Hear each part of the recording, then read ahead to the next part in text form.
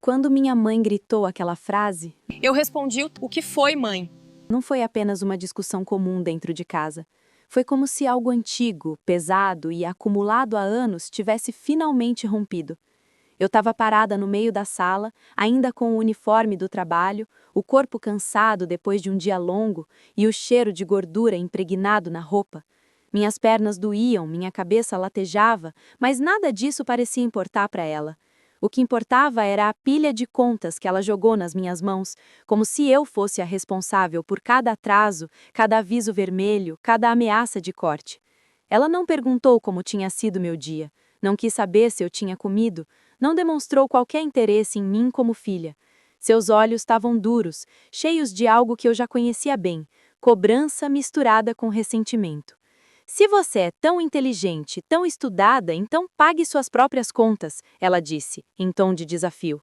Aquelas palavras ficaram suspensas no ar, mais pesadas do que qualquer dívida.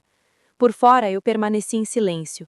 Por dentro, algo se reorganizava lentamente.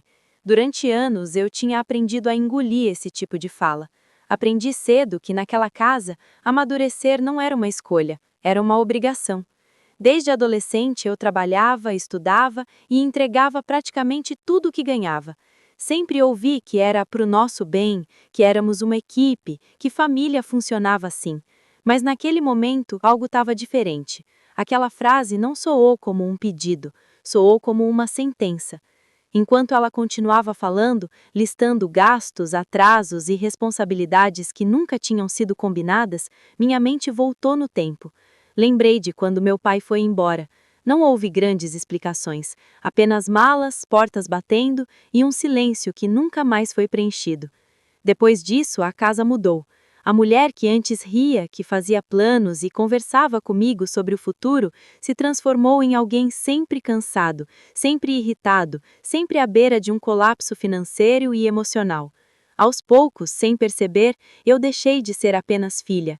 Passei a ser apoio, solução, garantia. Quando consegui meu primeiro emprego, ainda menor de idade, minha renda virou parte do orçamento da casa. Quando entrei na faculdade, minhas bolsas e auxílios também. Sempre havia uma justificativa: aluguel, mercado, contas atrasadas, imprevistos, e eu acreditava, porque acreditar parecia mais fácil do que questionar. Naquela noite, porém, algo quebrou. Não houve gritos da minha parte, não houve choro, apenas uma clareza estranha, quase assustadora. Se eu realmente era adulta o suficiente para pagar contas, então também era adulta o suficiente para decidir o rumo da minha própria vida. Sem dizer mais nada, fui para o quarto. Abri o guarda-roupa, peguei algumas roupas, meu notebook e uma foto antiga que eu guardava desde criança. Minhas mãos tremiam, mas minha decisão estava firme. Quando passei pelo corredor, ela me seguiu, perguntando onde eu pensava que estava indo.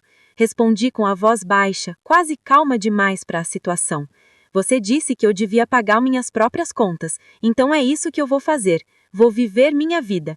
Abri a porta e saí, sentindo que algo irreversível acabava de acontecer.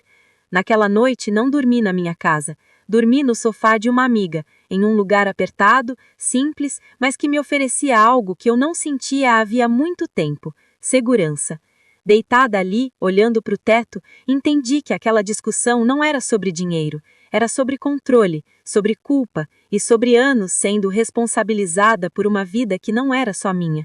Eu ainda não sabia o tamanho das consequências daquela decisão, mas uma coisa era certa: nada voltaria a ser como antes. Os primeiros dias fora de casa foram estranhos. Eu acordava no sofá da minha amiga com a sensação de que estava fazendo algo errado, mesmo sabendo que não estava. Era como se meu corpo ainda reagisse ao medo antigo de desagradar, de falhar, de ser vista como ingrata. Eu checava o celular o tempo todo, esperando mensagens cheias de cobranças, acusações ou chantagens emocionais. Mas elas não vinham. O silêncio era quase mais perturbador do que os gritos. Enquanto isso, minha mente começou a organizar lembranças que, por anos, eu tinha empurrado para um canto escuro. Situações que eu sempre normalizei começaram a ganhar outro significado. As vezes em que ela pegava meu cartão só para guardar, as assinaturas rápidas em papéis que eu não lia direito porque confiava, as cartas que chegavam pelo correio e eram descartadas com um "isso não é importante agora". Tudo aquilo, antes visto como rotina, passou a parecer errado. Alguns dias depois, voltei ao antigo apartamento para buscar o resto das minhas coisas. Fui em um horário em que sabia que ela não estaria. O lugar parecia menor do que eu lembrava, mais sufocante. Sobre a mesa havia um envelope grosso com meu nome escrito em letras grandes. Meu estômago gelou antes mesmo de abrir. Quando li, senti o chão desaparecer. Não era apenas uma conta atrasada. Eram dívidas que eu nunca tinha feito, compras que não reconhecia, valores altos demais para serem coincidência. Fiquei parada ali, sozinha, sentindo o peso de uma verdade que eu ainda não queria aceitar. Aquilo não era apenas desorganização financeira, era algo muito mais sério. Peguei aquele envelope e outros que encontrei espalhados pela casa e saí rápido, com o coração disparado. Na casa da minha amiga, espalhamos tudo sobre a mesa como se fosse um quebra-cabeça assustador. Meu nome aparecia repetidamente. Documentos, contratos, cobranças, tudo apontava para o mesmo lugar. Naquela noite quase não dormi. Passei horas olhando para o teto, lembrando de cada vez que ouvi "confia em mim", cada vez que fui chamada de egoísta por questionar, cada vez que senti culpa por querer guardar um pouco do meu dinheiro. Aos poucos, uma percepção dolorosa se formava.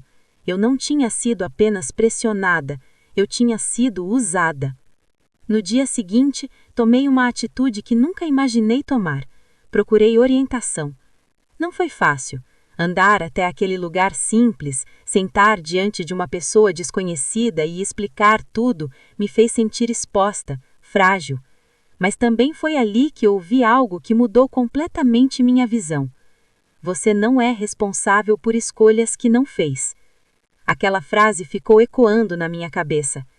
Comecei então a fazer algo que nunca tinha feito antes: reunir provas. Organizei documentos, anotei datas, guardei mensagens, salvei áudios, não por raiva, mas por sobrevivência. Cada detalhe registrado era uma forma de recuperar o controle da minha própria história. Aos poucos, a culpa foi dando lugar a algo novo: lucidez. Enquanto isso, minha vida começava a mudar de forma silenciosa. Abri uma conta em outro banco, mudei informações no trabalho, tirei meu nome de tudo que estava ligado ao antigo endereço. Cada ligação que eu fazia era um nó sendo desfeito. Cada decisão era um passo para fora de um ciclo que eu nem sabia que estava presa. Eu sabia que aquilo teria consequências. Sabia que, quando as contas vencessem, alguém sentiria o impacto. Mas pela primeira vez, entendi que proteger a mim mesma não era crueldade, era necessidade. Ela tinha me mandado pagar minhas próprias contas, e era exatamente isso que eu estava fazendo. Só que agora, do meu jeito. Cerca de um mês depois de sair de casa, minha rotina já não parecia mais um improviso constante. Eu trabalhava mais horas, dormia pouco, mas havia uma sensação estranha de dignidade em pagar cada gasto sabendo exatamente de onde vinha o dinheiro. Ainda assim, eu vivia com o coração em alerta, esperando o momento em que tudo explodiria. E ele chegou de forma simples, um telefone tocando no fim de mais um dia cansativo. Quando vi o nome dela na tela, hesitei. Parte de mim queria ignorar, seguir em frente como se aquele capítulo já estivesse encerrado. Outra parte, ainda ferida, queria ouvir. Atendi. Do outro lado da linha, a voz veio carregada de desespero e indignação. A luz tinha sido cortada, a comida estava estragando, o celular quase sem bateria. Ela falava como se aquilo fosse uma tragédia inesperada, algo injusto que tivesse simplesmente caído do céu. Ouvi tudo em silêncio. Quando ela perguntou o que eu tinha feito, respirei fundo antes de responder. Disse apenas que não tinha feito nada, que eu só tinha parado de fazer o que sempre fizera, pagar por responsabilidades que não eram minhas. Houve um silêncio pesado. Em seguida vieram as acusações. Disse que eu estava tentando arruinar a vida dela, que eu era ingrata, que tudo o que ela tinha feito tinha sido por mim. Durante alguns segundos, senti aquela velha culpa tentar voltar, a vontade automática de pedir desculpas, de resolver, de consertar. Mas então lembrei dos documentos, das dívidas, das provas guardadas em uma pasta organizada. Lembrei da frase dita com desprezo: pague suas próprias contas. E com uma calma que eu mesma não reconheci, expliquei que meu nome não estava mais vinculado àquela situação, que agora cada escolha teria um responsável claro. Ela se calou. Quando voltou a falar, a voz estava diferente, menor. Tentou negociar, depois tentou ameaçar. Disse que contaria tudo para a família, que todos ficariam contra mim. Eu apenas respondi que não tinha mais nada a esconder, que a verdade, se viesse à tona, falaria por si. Encerramos a ligação com uma tensão que parecia atravessar o fio. No dia seguinte, o ataque veio de outra forma. Um parente ligou, indignado, dizendo que eu tinha abandonado minha mãe em um momento difícil. Eu ouvi tudo com paciência, e pela primeira vez não me defendi com emoção, mas com fatos. Convidei para uma conversa, levei documentos, mostrei datas, valores, assinaturas. Cada papel sobre a mesa desmontava uma versão cuidadosamente construída por anos. O clima mudou. O silêncio tomou conta da sala. Olhares que antes me julgavam passaram a me observar com desconforto. A imagem de fragilidade que ela apresentava começou a rachar. Quando perguntaram se aquilo era verdade, ela tentou se justificar dizendo que família se ajuda. Mas, naquele momento, a ajuda tinha nome, números e consequências muito claras. Não houve gritos, não houve cena. Houve algo pior para quem sempre controlou tudo: exposição. Pela primeira vez eu não estava pedindo compreensão, eu estava apresentando realidade. E isso mudou completamente o jogo. Saí daquela casa com as pernas tremendo, mas com a certeza de que algo tinha virado de vez. Eu não era mais a vilã conveniente da história. Eu era alguém que tinha parado de carregar um peso que nunca deveria ter sido seu. Depois daquele confronto, nada voltou ao normal. Mas, pela primeira vez, normal deixou de ser algo que eu desejava. As reações começaram a chegar de todos os lados, como ondas depois de uma explosão silenciosa. Alguns parentes se afastaram, sem saber muito bem como lidar com a verdade. Outros começaram a ligar, não para me acusar, mas para perguntar, para entender, para confirmar detalhes que antes pareciam impensáveis. A narrativa única que sempre me colocava como a filha ingrata começou a ruir. Minha mãe, por outro lado, entrou em um modo que eu já conhecia bem. Alternava entre vitimização e agressividade. Em um dia mandava mensagens longas dizendo que estava doente, sozinha, sem rumo. No outro, escrevia frases curtas e afiadas, tentando me ferir onde sempre conseguiu, na culpa. Dizia que eu estava destruindo a família, que ninguém mais confiava nela por minha causa, que eu tinha ido longe demais. Pela primeira vez, eu li tudo isso sem responder. Não por indiferença, mas porque finalmente entendi o padrão. Enquanto isso, a vida prática seguia. Trabalhar mais, gastar menos, reorganizar sonhos. Cada conta paga com meu próprio dinheiro tinha um gosto diferente. Não era fácil, mas era limpo. Eu dormia pouco, acordava cansada, mas sem aquele peso constante no peito. Aos poucos comecei a perceber algo que nunca tinha experimentado antes: estabilidade emocional. Não felicidade plena, mas ausência de medo. Foi nesse período que fiquei sabendo que a situação dela tinha piorado. As contas continuavam vencendo. Avisos se acumulavam. Pessoas que antes emprestavam começaram a negar ajuda. O discurso de que tudo era culpa minha já não funcionava como antes, porque agora existiam fatos. Meu nome não estava mais nos contratos. As responsabilidades estavam claramente definidas, e sem alguém para absorver o impacto, as escolhas começaram a cobrar seu preço. Alguns dias depois, ela apareceu na porta do lugar onde eu estava morando. Não ligou antes, não avisou. Quando abri, vi uma versão dela que me confundiu. Cansada, menor, sem o tom autoritário de sempre. Por um instante, quase dei passagem, quase voltei ao papel antigo, mas me mantive firme, conversando ali mesmo, na porta. Ela disse que precisava de ajuda, que tudo tinha saído do controle, que não imaginava que chegaria àquele ponto. Ouvir aquilo doeu mais do que qualquer grito, porque pela primeira vez ela admitia que não tinha controle. Ainda assim, junto com o pedido, veio a tentativa de empurrar a responsabilidade para mim. Disse que se eu ajudasse só mais uma vez, tudo se resolveria, que depois ela se organizaria, que eu era a única pessoa em quem podia confiar. Era o mesmo discurso de sempre, apenas mais cansado. Respirei fundo antes de responder. Disse que não iria resolver, que não iria pagar, que não iria assumir novamente algo que me custou anos de desgaste. Expliquei com a voz firme que ajudar não significava se sacrificar até desaparecer.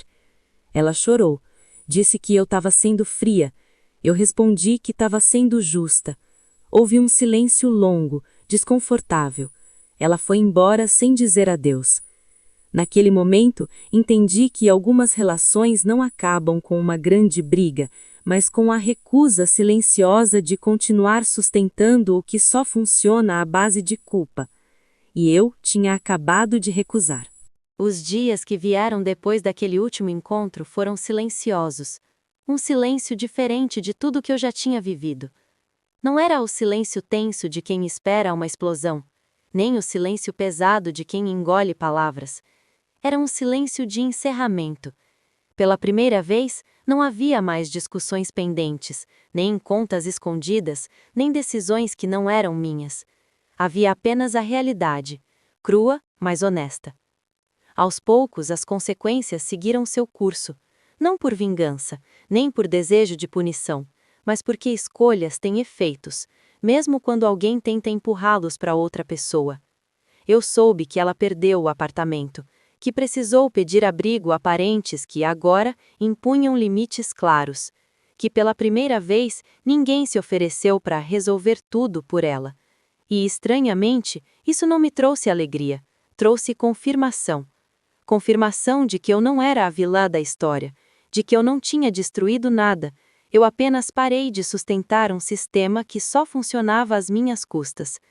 Durante muito tempo, fui ensinada a acreditar que amor significava abrir mão de mim mesma, que ser filha era sinônimo de pagar, calar e aguentar. Levei anos para entender que isso não era amor, era dependência disfarçada de obrigação. Minha vida não se transformou em um conto de fadas.